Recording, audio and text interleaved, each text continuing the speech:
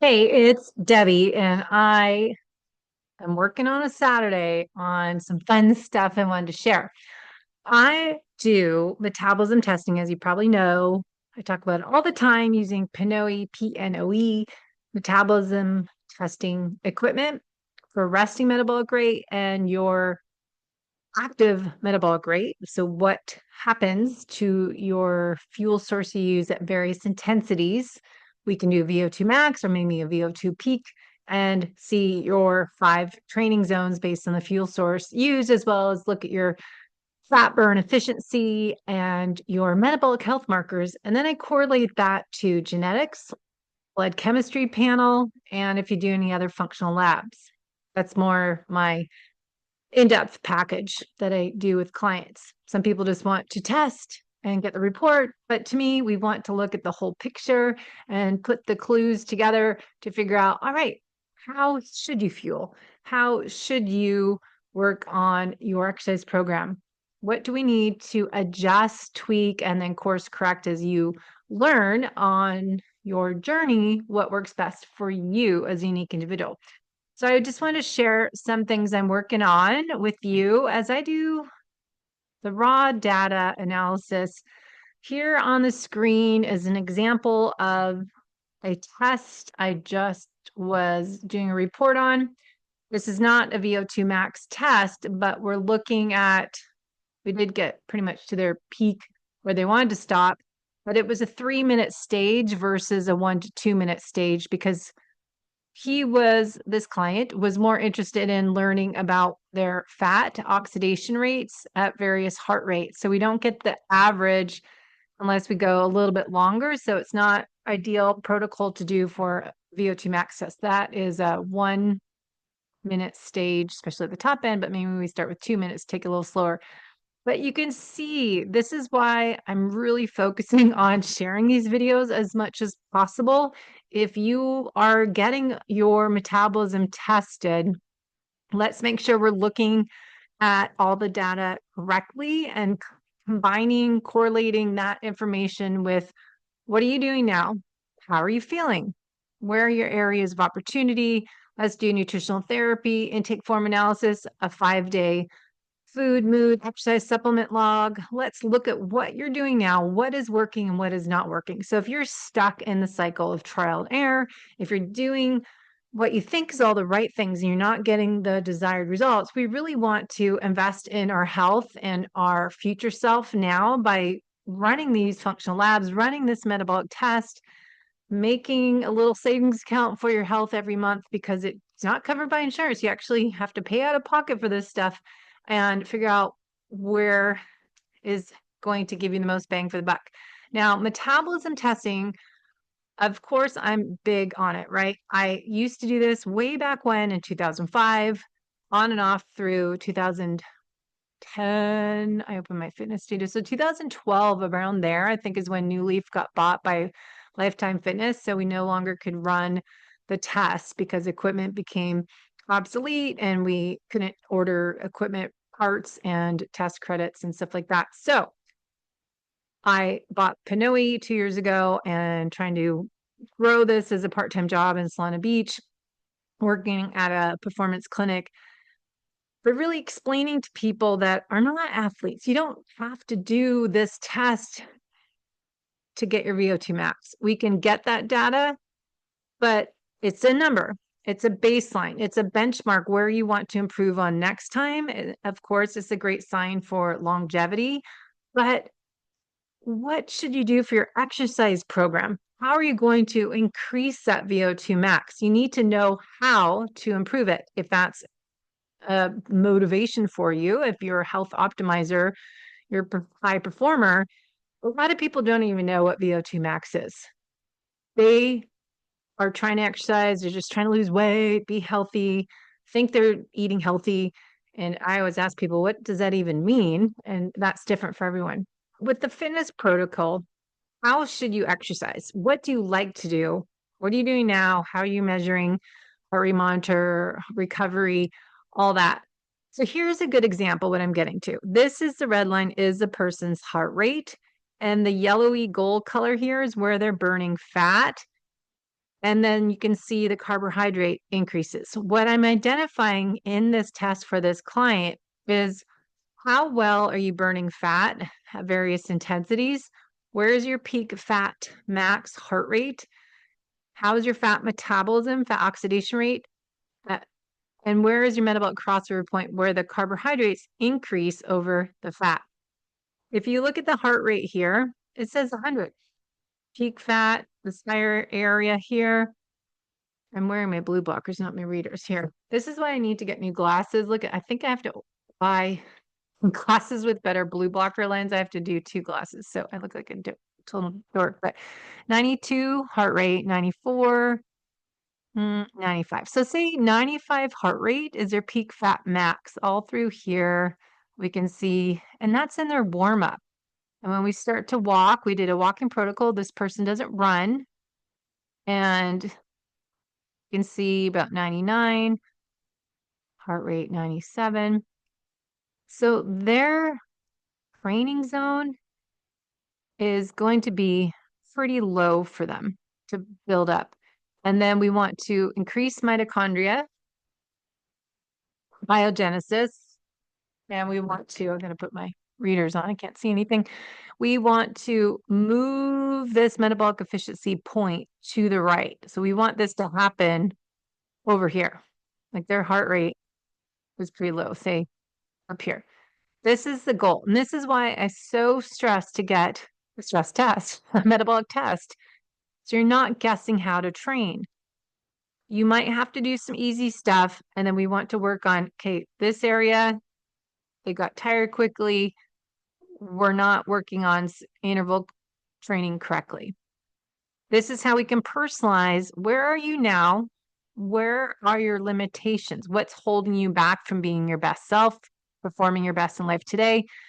And what can we do to be your ideal self in the future? How can you optimize your health as your future self?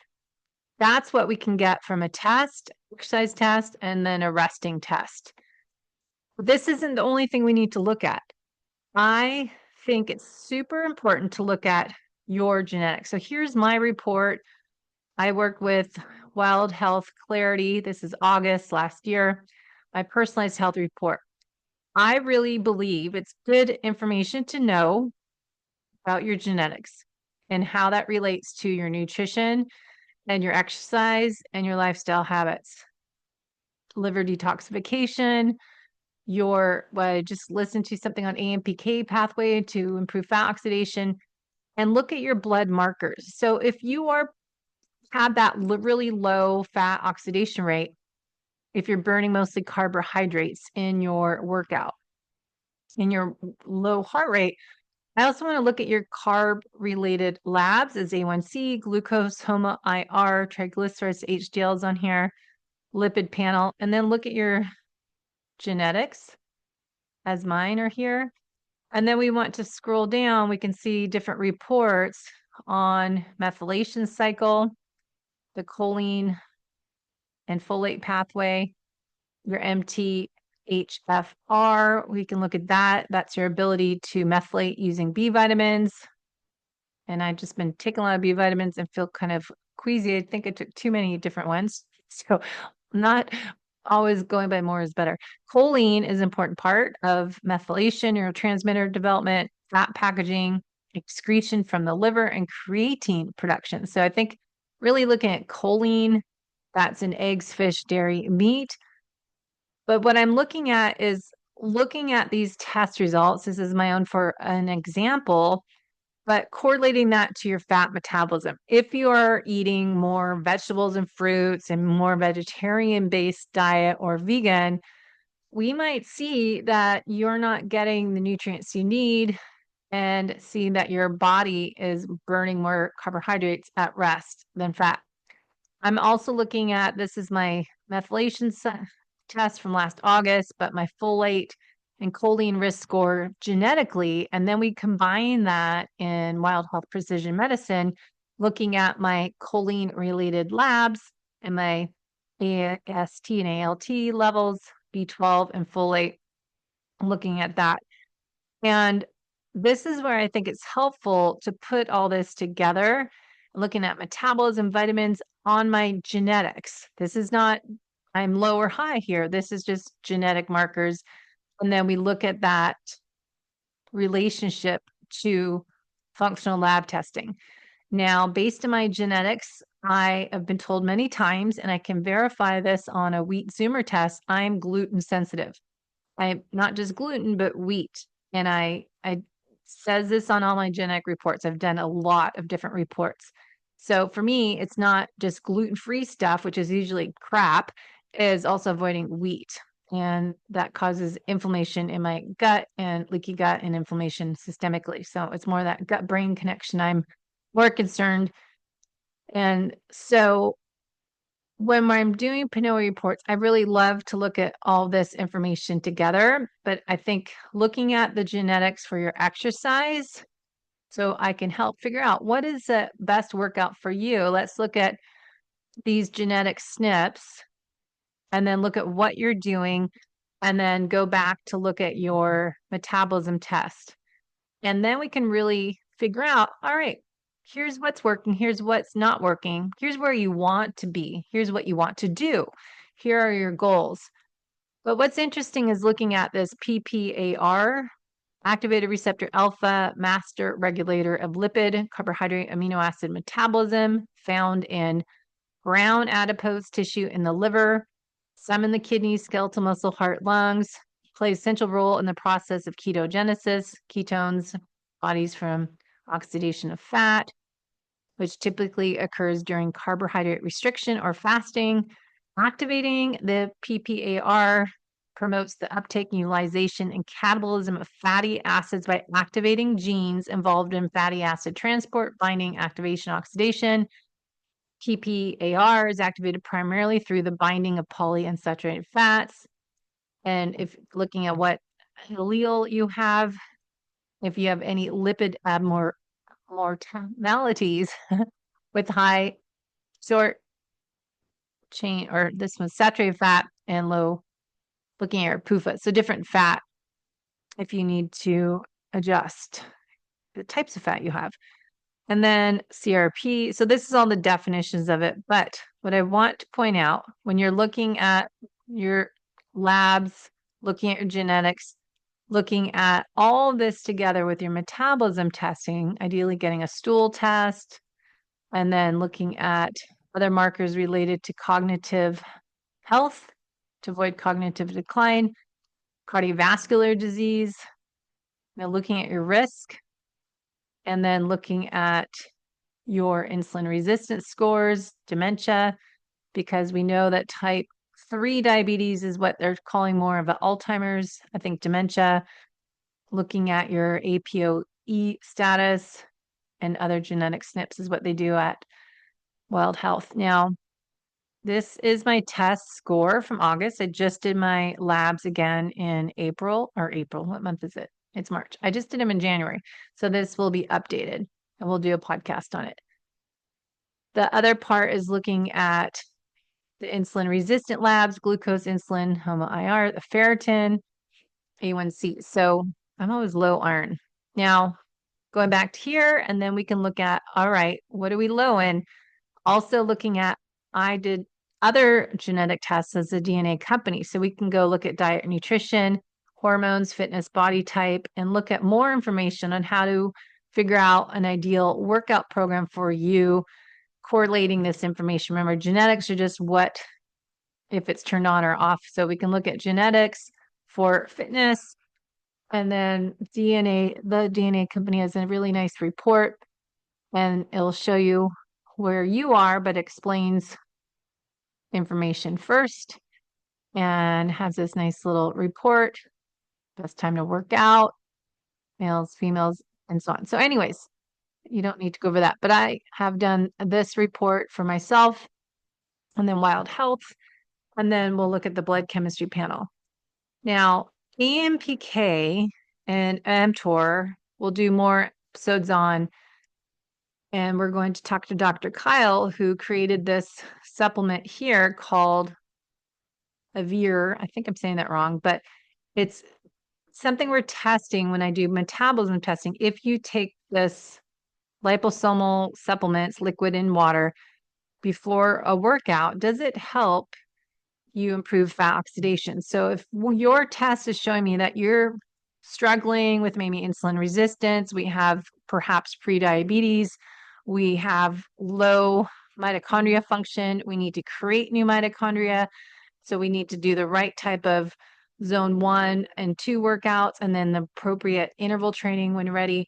And then look at, all right, supplement when needed. So as FDN practitioners, we call the program DRESS protocol is diet. R is for rest, exercise, stress management, and then supplementation where you're not able to get the nutrients from your diet. But if you are looking at genetic SNPs, maybe you support fat metabolism, maybe you need some AMPK boosting ingredients. So I've been testing this out, and the ingredients are all real stuff: curcumin, quercetin, berberine, resveratrol, green tea extract. So I've noticed I don't want coffee because I'm having this. I think my body only takes so much caffeine. L-theanine activates brown adipose tissue. We've got green tea, promotes AMPK, increased AMPK-dependent fatty acid utilization, increasing resting metabolic rate. So taking this before a resting metabolic rate test would be interesting. Resveratrol activates both AMPK and a long list of healthy longevity factors via the metabolism and health benefits of sirtuins. So we're looking at that in your genetics.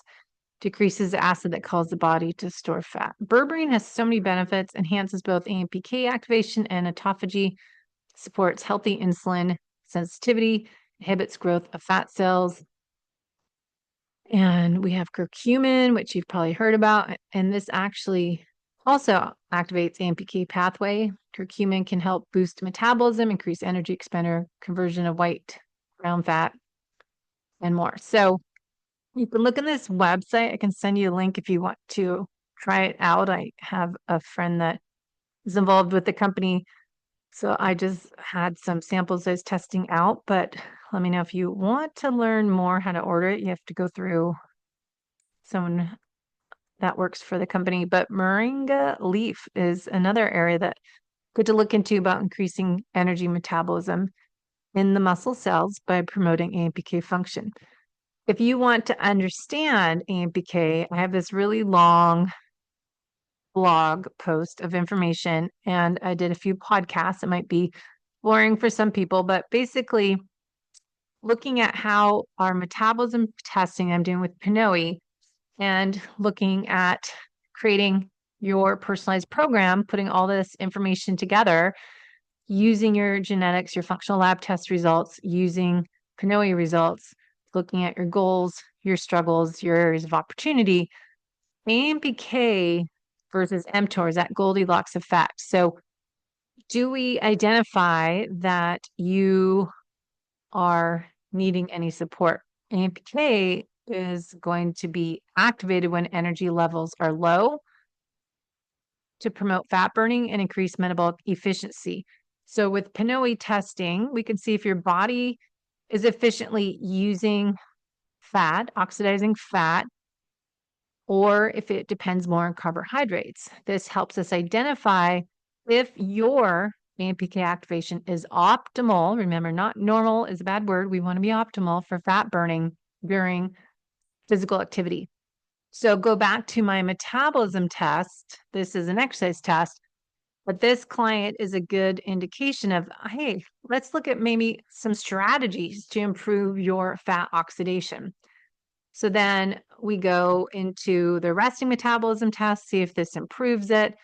But the other hand, if your metabolism, how many calories you burn per day, is low on your RMR test, that's an indication to me, from my understanding, that mTOR might be more need to activate as well, or instead of too much AMPK. So maybe we need more focus on nutrient-rich foods, promoting muscle growth, muscle recovery, muscle protein synthesis, post-exercise recovery metrics as your VO2 recovery, your lactate levels. This can help us using the Pinoe testing to identify these areas of opportunity and how well your body switches fuel source from your peak VO2. So going back to my data, if we're up here and then here's the recovery portion, I was measuring how fast do they switch back from being RER over 1.0. Do they come back to metabolizing fat? How fast? This client didn't come back to burning fat, just a little bit, but it took them, I don't know what that was, over 5 minutes. So that's what I'm looking at. Now, mTOR can help build muscle. So we want to look at the balance between AMPK and mTOR signaling to identify your goals and how well you use energy. ATP is your energy currency at rest and during exercise. How well do you burn fat? How well does your body recover after a hard workout? So we can figure out personalized nutrition, training, and lifestyle program and supplement as needed to improve your fat burning, to improve your endurance, to improve muscle recovery and muscle protein synthesis, muscle growth. So when it comes to what we're focusing on, being fit and healthy as we age, we may want to focus on identifying what's holding me back. What are my limitations right now? Retest every 2 months, seeing if you're getting there, course correct, and reevaluate your goals, and the numbers should change for your training zones. Do we need more activation of one or the other pathways? Now, women versus men, there's more information here I won't go into, but if you have questions, let me know. Estrogen plays a role in modulating AMPK pathway. So during menopause, with the lower estrogen levels in this midlife, it can relate to or contribute to lower AMPK activity. This can cause us to be more susceptible, females, to mitochondria dysfunction and metabolic issues. So less fat oxidation is how I interpret this. And men, testosterone levels might adjust this pathway as well. If your testosterone levels decline, which many men's T levels and females do get lower, this can impact mitochondria health and overall energy metabolism, which can possibly impact your AMPK activation.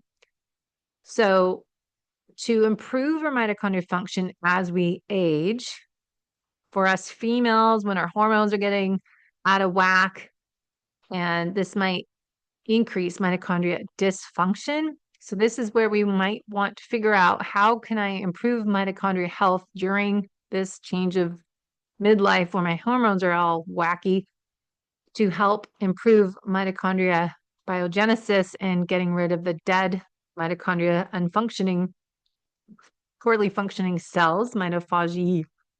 Now, the men, they may see more decline in mitochondria health with their lower testosterone, but might want to look at oxidative stress markers as well and figure out, are my mitochondria healthy with organic acids tests? So we want to look at all these different labs. We want to identify through nutritional therapy intake form, do I have signs and symptoms of poor mitochondria function, poor fat metabolism? Am I struggling losing weight?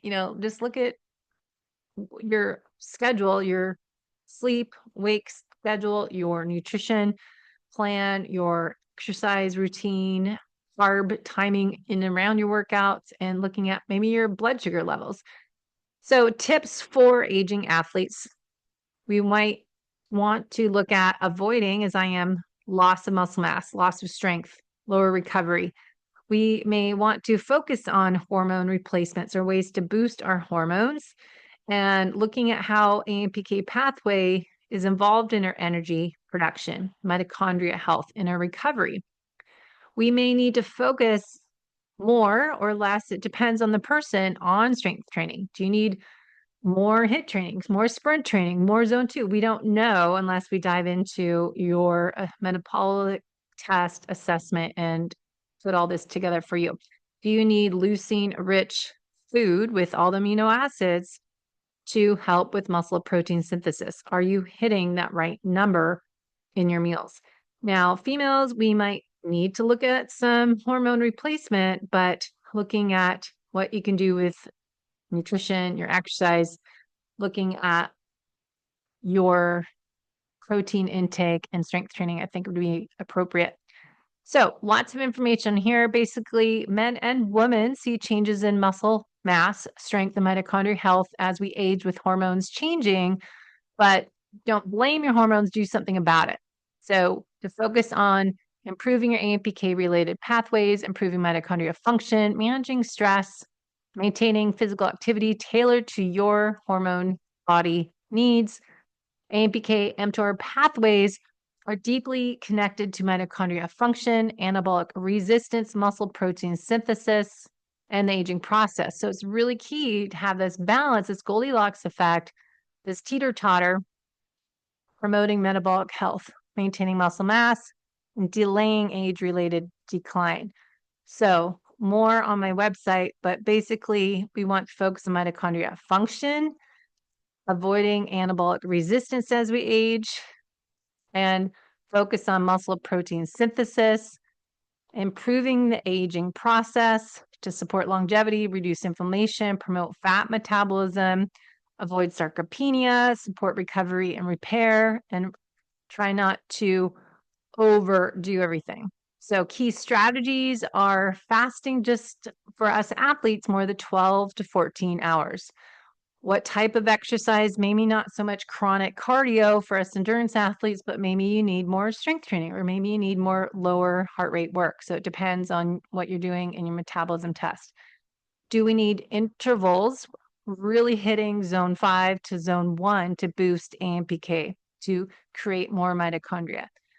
Now, do we need to add supplements as these nutrients of berberine, curcumin, resveratrol to help activate AMPK?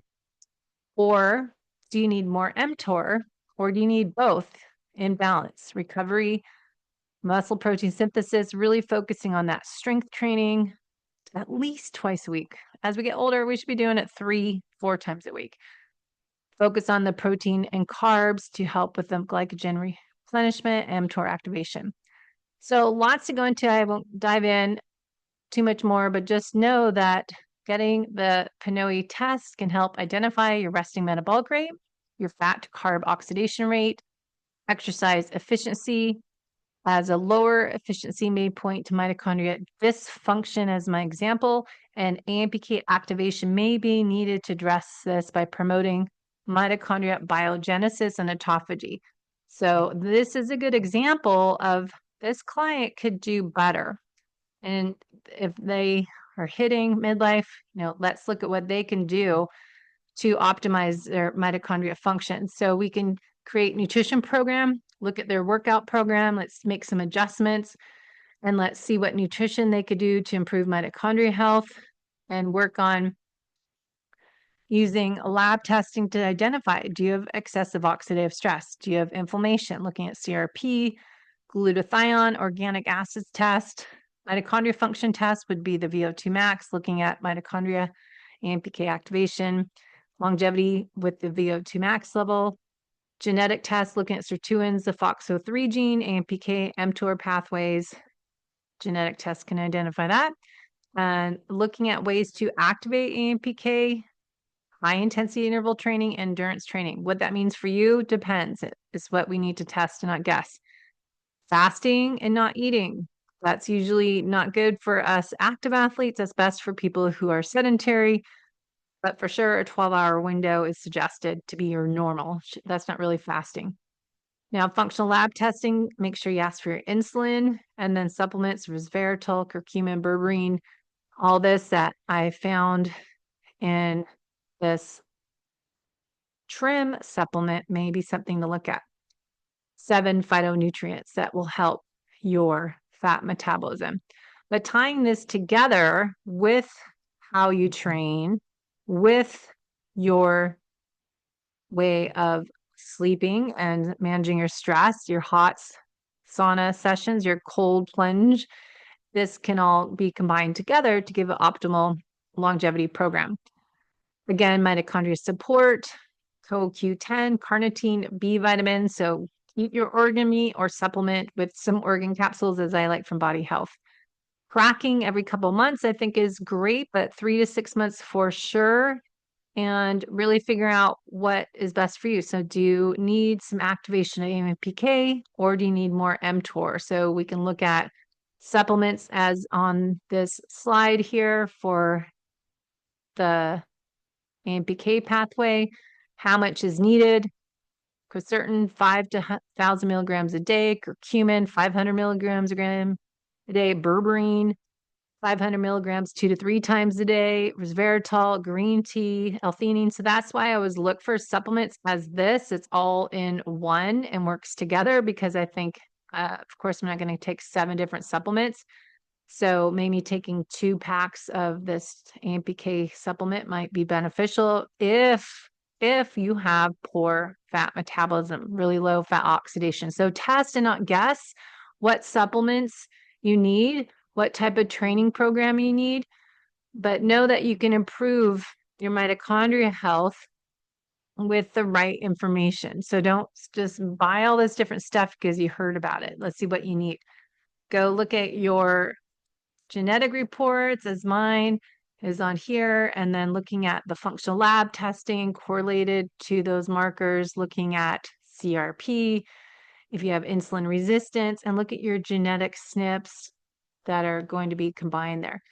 Now, I'll say the back page here on the Wild Health, you can do true diagnostic test and then look at PNOE test to find out your chronological age. Oxidative stress genetic SNPs are listed here. And then longevity labs, lifespan, the FOXO3 gene, dementia. These are all mine, so it's okay for me to share them. And metabolism, PGC1 alpha, PPAR. And so you can see more information when we're creating a program. So more information coming to you, but check out Coach Debbie Potts for body health. You can look at their supplements for the organ capsules.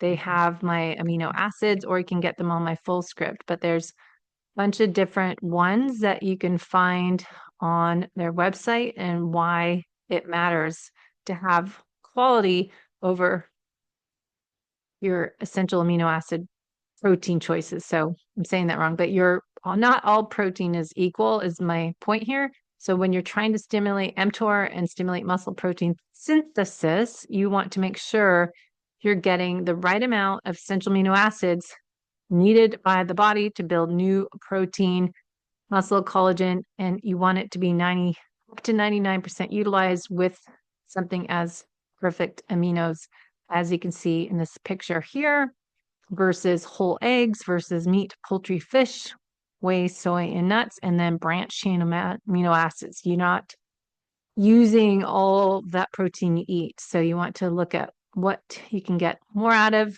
That's why we like to look at your perfect aminos in the morning and at night. So you can do the capsules or you can add in more with the liquid powder.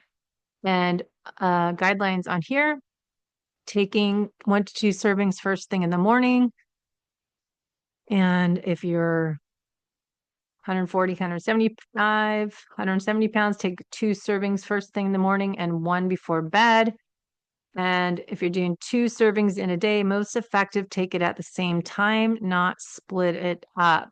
So 2 servings first thing in the morning and before bed, or either depends on your weight. So check out that chart. For maximum utilization of perfect aminos, take it 30 minutes before other fats or proteins, or 1 to 2 hours after. If that's not possible, they say you will get fantastic results and up to 99% utilization, but start with the following amounts of your body weight based on this chart. Now, there's more information here. If you exercise daily, you want to improve performance, maybe you add 1 to 2 servings added to that protocol. Taking it before bed is where I focus on taking my perfect aminos, because while we're sleeping, our body is recovering. So giving the amino acids to help that muscle repair is really powerful before bed while we're sleeping. And then I take that with my magnesium as well. So read more information here. I can put this in the show notes, but I think it's important to see how not all proteins equal, that we don't utilize it all. All right. So that's some thoughts for my Saturday update. I will look forward to hearing your questions, comments, and feedback. Let me know in the notes.